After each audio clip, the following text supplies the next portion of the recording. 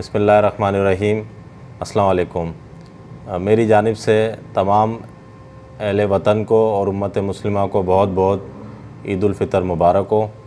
और अपने साथ साथ इस ईद की खुशियों में अपने साथ साथ उन लोगों को भी शामिल करें जो महंगाई की वजह से, गुर्बत की वजह से इस ईद को जो है उस तरीके से सेलिब्रेट नहीं कर पा रहे जिस तरीके से करनी चाहिए।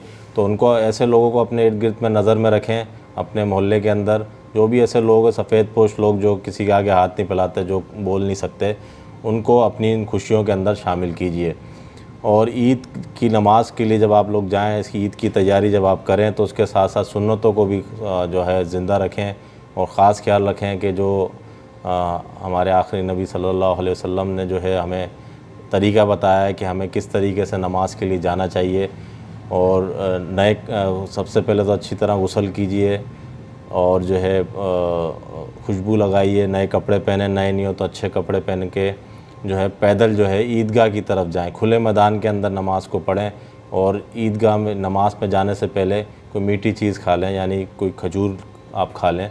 तो ये छोटी छोटी चीज़ें, छोटी छोटी सुन्नतें हैं जिनका हम ख्याल नहीं रखते, उसका भी हमें ख्याल रखना चाहिए कि ईद की नमाज़ें जो हैं वो ईदगाह में खुले मैदान के अंदर पढ़नी चाहिए।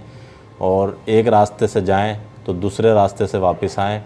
और ये वो चीज़ें हैं जो हमारे नबी सल्लल्लाहु अलैहि वसल्लम ने हमें बताई हैं, तो उसका हमें ख़ास ख्याल रखना चाहिए। मेरी तरफ़ से एक बार फिर आप सबको बहुत बहुत ईद मुबारक।